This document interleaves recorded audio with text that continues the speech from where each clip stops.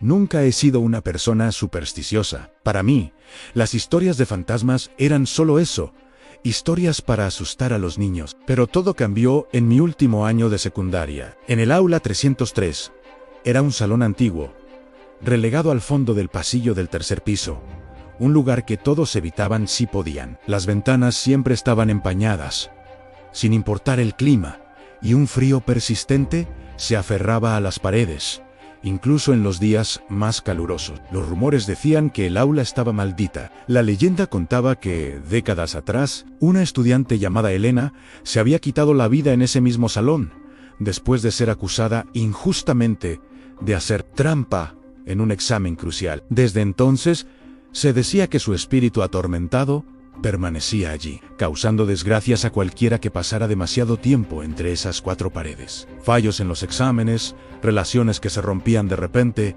accidentes inexplicables, todo se atribuía a la maldición de Elena. Nosotros, un grupo de 5 amigos, Carlos, Sofía, Mateo, Laura y yo, nos reíamos de esas historias. Nos parecía el típico folclore de instituto. Pero entonces, nos asignaron el aula 303 para nuestra clase de historia avanzada. Al principio, todo fue normal. Hacíamos bromas sobre el frío y los ruidos extraños, culpando a la vieja calefacción del edificio. Pero poco a poco, las cosas empezaron a torcerse. Carlos, el más inteligente del grupo, suspendió un examen por primera vez en su vida. Juraba que había estudiado, que sabía las respuestas, pero su mente se quedó en blanco al sentarse en su pupitre. Luego, Sofía y Mateo, la pareja más sólida que conocía, tuvieron una discusión explosiva por una tontería y rompieron. Laura se tropezó bajando las escaleras justo después de salir del aula y se torció un tobillo gravemente. Yo empecé a tener pesadillas horribles,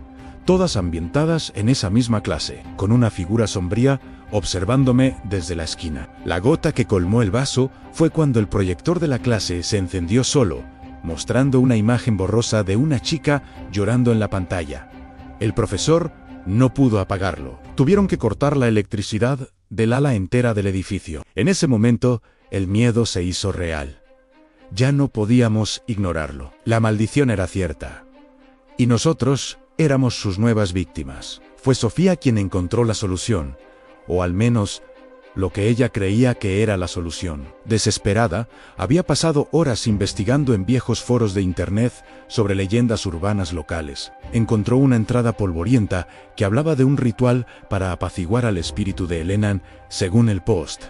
Había que realizarlo en el aula 303, a medianoche, durante una noche de luna nueva. El ritual prometía romper la maldición y liberar su alma. Los componentes eran extraños.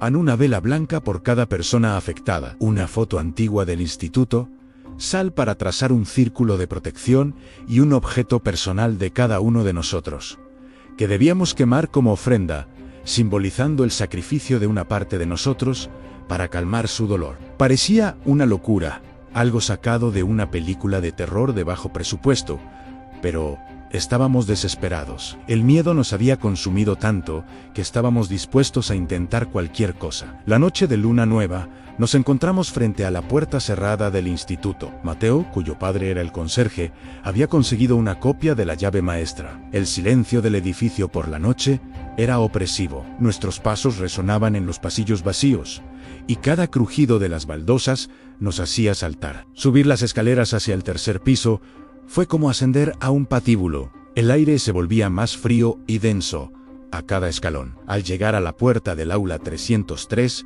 un escalofrío colectivo nos recorrió. La placa de metal con el número parecía brillar débilmente en la oscuridad.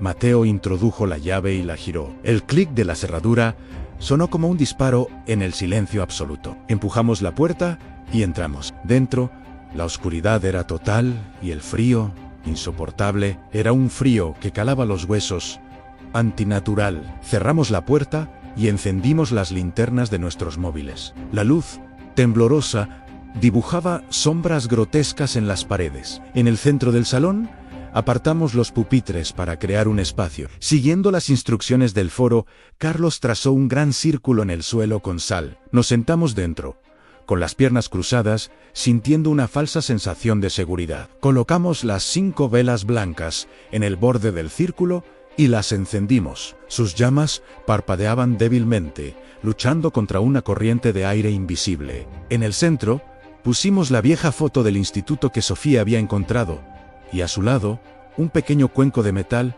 para quemar nuestras ofrendas. Yo ofrecí un viejo colgante que me había regalado mi abuela. Sofía, una pulsera de la amistad que le había regalado Mateo, una púa de guitarra con la que había compuesto su primera canción. Laura, su primer diario. Y Carlos, la medalla de un concurso de matemáticas que había ganado años atrás. Uno por uno, arrojamos nuestros objetos al cuenco. Entonces, Sofía comenzó a recitar las palabras que había memorizado del foro. Eran frases en un latín macarrónico, pidiendo perdón a Elena, reconociendo su dolor y suplicando que nos liberara y encontrara la paz. Mientras hablaba, la temperatura del aula cayó en picado. Podíamos ver nuestro aliento condensándose frente a nosotros. Las llamas de las velas se estiraron hacia arriba, volviéndose extrañamente altas y delgadas, casi azules. De repente, un viento helado barrió la habitación, apagando 4 de las 5 velas. Solo quedó encendida la que estaba frente a Mian. El pánico se apoderó de nosotros. Nos agarramos de las manos, con los ojos fijos en la única llama que nos quedaba. Entonces, oímos un susurro. Venía de la esquina más oscura del aula, la misma donde yo veía a la figura en mis pesadillas. Era un susurro femenino, lleno de tristeza y rabia. «Tramposos», decía una y otra vez. «Todos sois unos tramposos». Nos quedamos paralizados y terror. La voz se hizo más fuerte, más clara, llenando el espacio a nuestro alrededor. «Creísteis que podíais engañarme. Creísteis que un ritual patético podría borrar vuestra culpa. No entendíamos a qué se refería. ¿Nuestra culpa?» La última vela parpadeó violentamente. En el reflejo de la ventana empañada, vimos una figura detrás de nosotros. Era la silueta de una chica joven, con el pelo largo y oscuro, cubriéndole el rostro. No estaba fuera del círculo de sal. Estaba dentro, con nosotros.